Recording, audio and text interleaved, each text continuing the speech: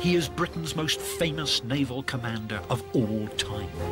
He won some of the most resounding victories in British history and lost an arm and the sight of one eye in the process. His leadership inspired devotion, even love, in those who served him. He had a controversial and tempestuous love affair with the beautiful Emma Hamilton. He is Horatio Lord Nelson. But some say he was a cruel, self-promoting adulterer, a glory hunter, and even a war criminal. I'm Major Gordon Corrigan. I've always been fascinated by military leadership. I want to get behind the legend of Nelson and look for the truth.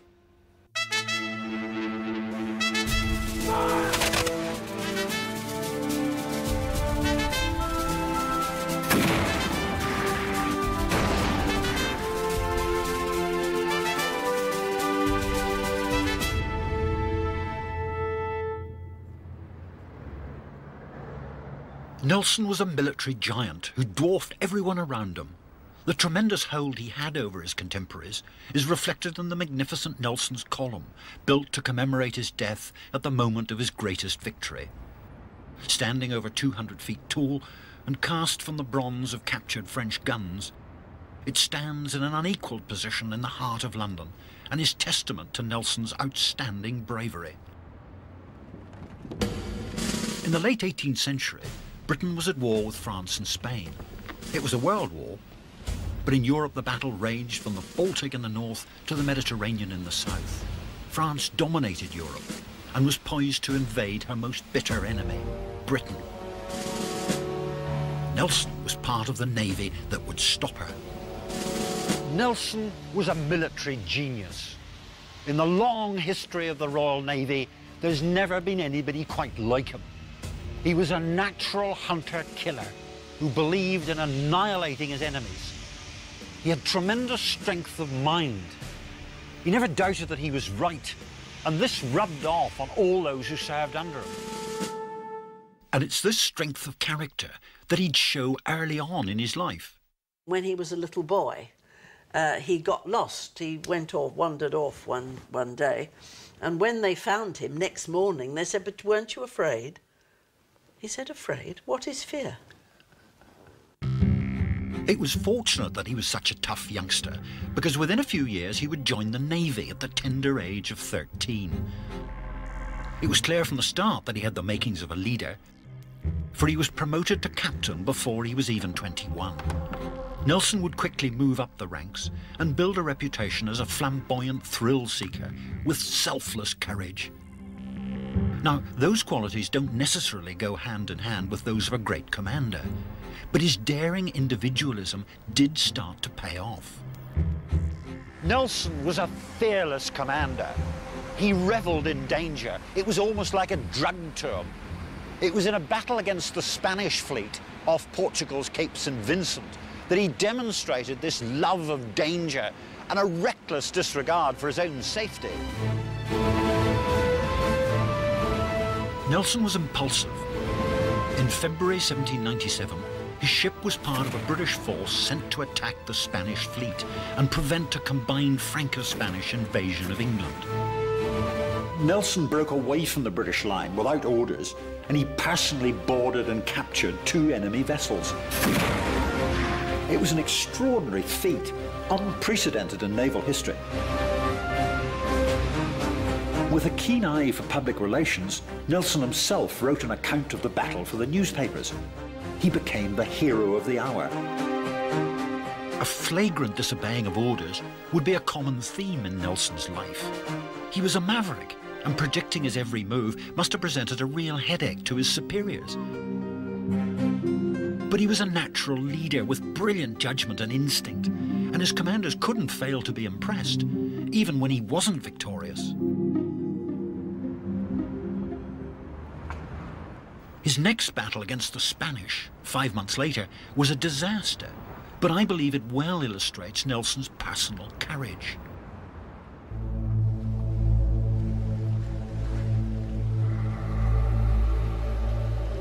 Nelson tried to capture Tenerife by a sea-borne assault.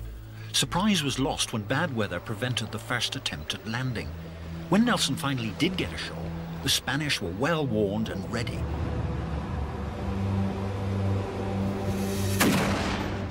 In the ensuing battle, Nelson lost 150 men and his upper right arm was shattered by grape shot. Nelson was no stranger to adversity.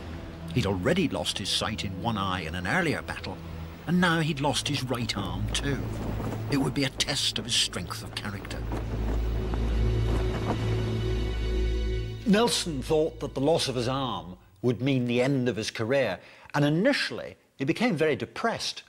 Just 2 days after he lost his arm, he wrote to his commander-in-chief and he said, "I am become a burden to my friends and useless to my country. When I leave your command, I become dead to the world. I go hence and am no more seen." I think it's a measure of the man that within 6 months of writing that letter, he's back on top, raring to go, in command, and about to fight one of his most challenging and trickiest battles, which would be a masterpiece of tactics and command.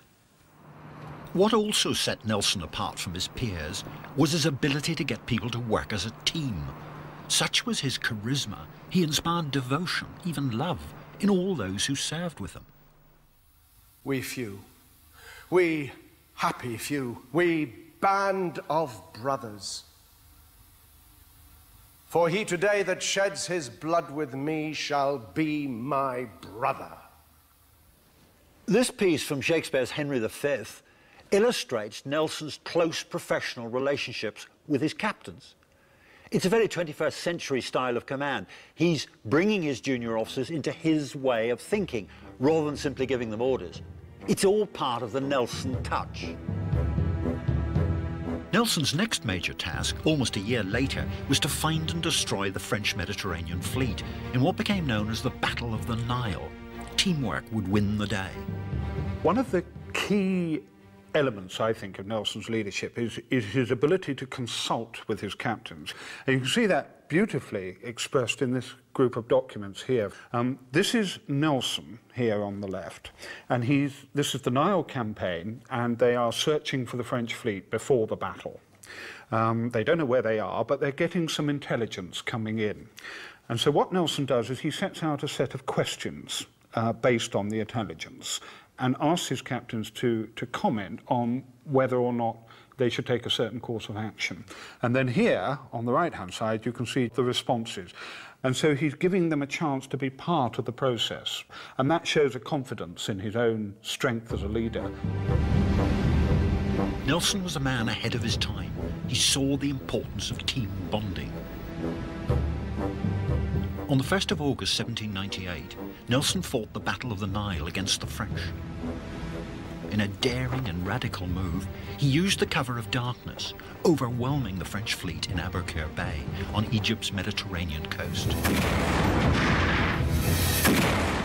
It was a remarkable victory. He became famous across Europe and was labelled the hero of the Nile. Nelson was wounded in the battle and went to Italy to recover. What happened next leaves a question over his right to be called a great commander when he began one of the most infamous love affairs in history and became entangled in events that would see him branded a war criminal.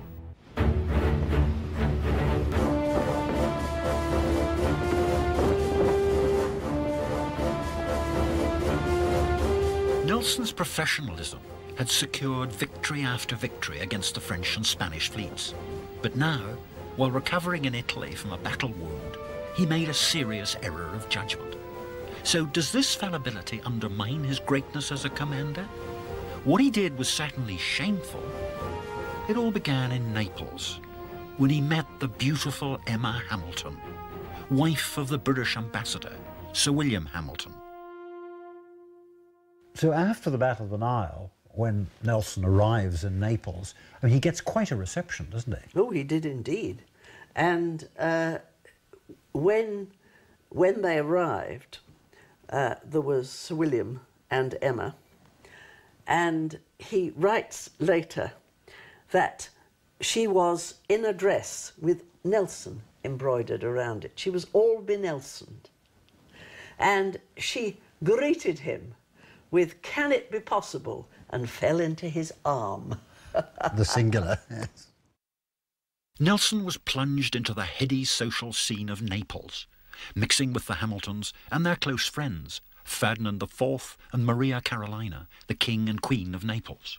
He wasn't used to that sort of thing. He certainly wasn't used to all the luxury and palaces and all the rest of it.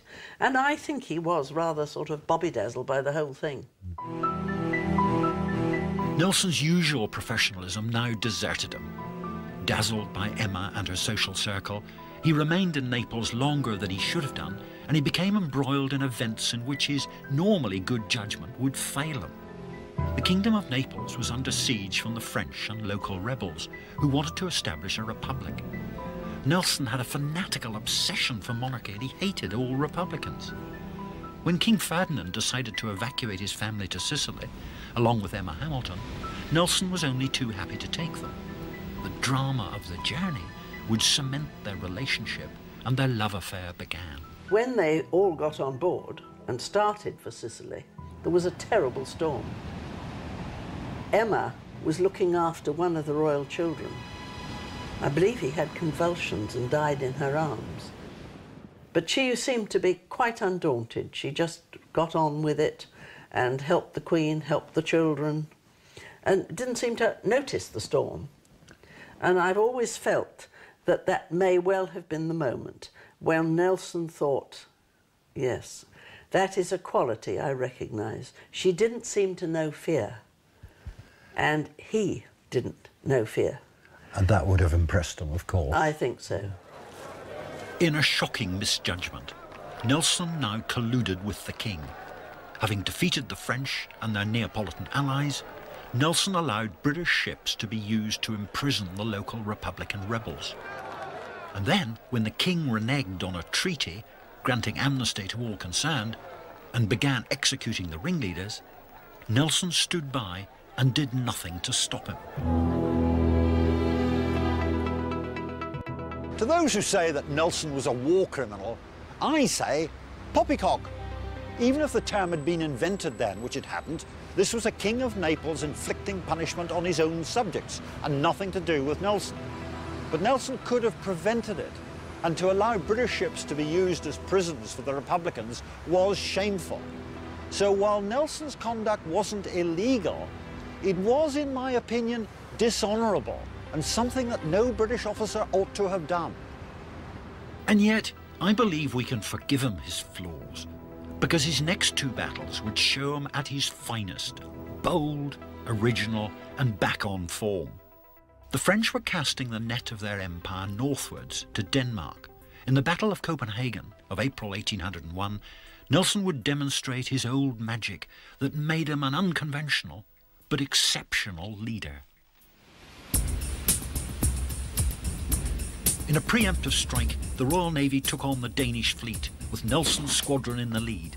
In the opening moments, he took heavy casualties from Danish guns on the shore. At this point, most captains would have withdrawn, and Nelson's commander, watching from a distance, signalled for him to do so. But Nelson never gave in easily.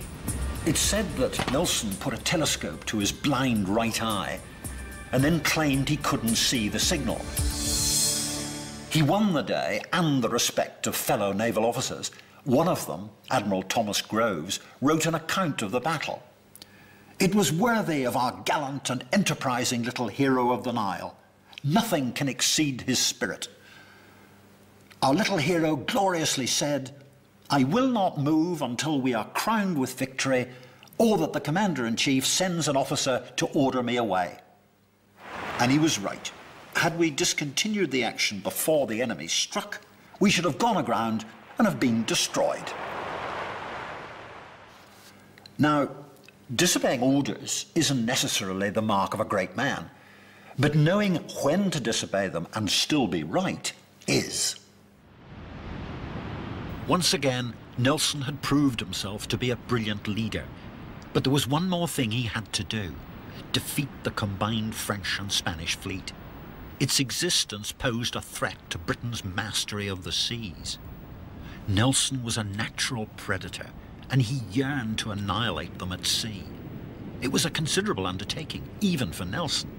He'd need more than his legendary charisma to bring victory. His plan for the coming Battle of Trafalgar would demonstrate all his tactical brilliance. Historians have always believed that he must have planned the battle way in advance. But until recently, there was only anecdotal evidence for this. At the National Maritime Museum in Greenwich, a major clue has been found. Well, Gordon, what we have here is a sketch done by Nelson himself, almost on the back of an envelope, actually on the back of a list of names, probably at a meeting here in London in 1805. And it looks as if somebody's asked him, well, how are you going to win this battle, Horatio? And this is what he's done. He's turned the piece of paper over and has shown them. And what we've got is a line here, which is clearly the enemy line, the continuous line. And we've got the British fleet forming up here on the left in 3 clear divisions. One of the divisions, as you can see, is holding the French line, the enemy line in place, part of it, while the other 2 punch their way through the centre of the line. It was a gamble, as it meant exposing his fleet to fire from all the enemy ships in the line as they approached, without being able to fire back. It wasn't entirely Nelson's idea. It was a combination of current naval tactics, but the fact that he tried it showed another of his skills, his ability to be innovative. So clearly, this plan is not something that just occurred to him. He'd been thinking about this for quite some time and planning it. This represents not just the culmination of Nelson's thinking, but the culmination of the Royal Navy's thinking, and indeed of the French and Spanish Navy's thinking. The last 50 years of the 18th century were a time of tremendous change in naval tactics. Nelson responded to all this. He read about it. He'd served with people who'd been part of the experimentation. And so he, in a sense, draws together all that experimentation into this extraordinary plan. What's radical and revolutionary is that he has a plan that he's thought of long in advance so that everybody is well briefed.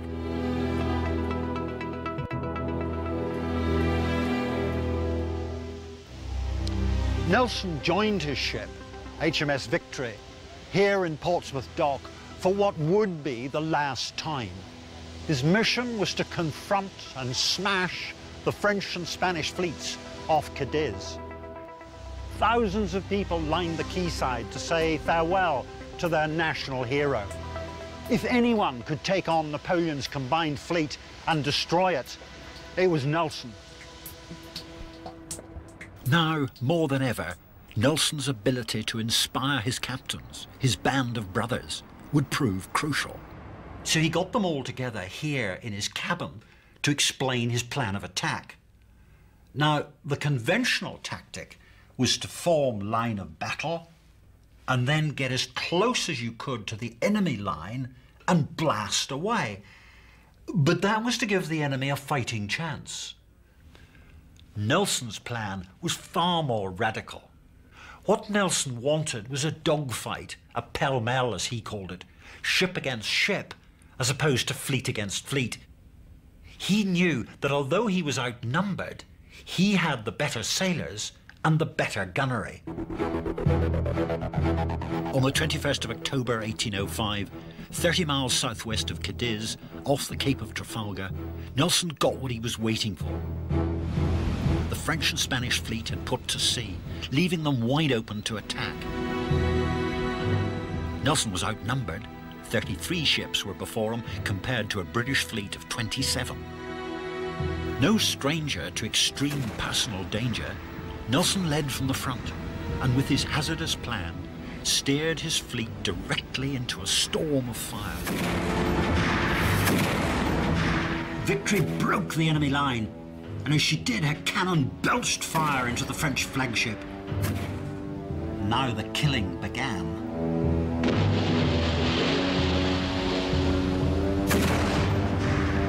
Once the French line was broken, all pretense at strategy disappeared, and the battle became a pounding match, a close-range massacre.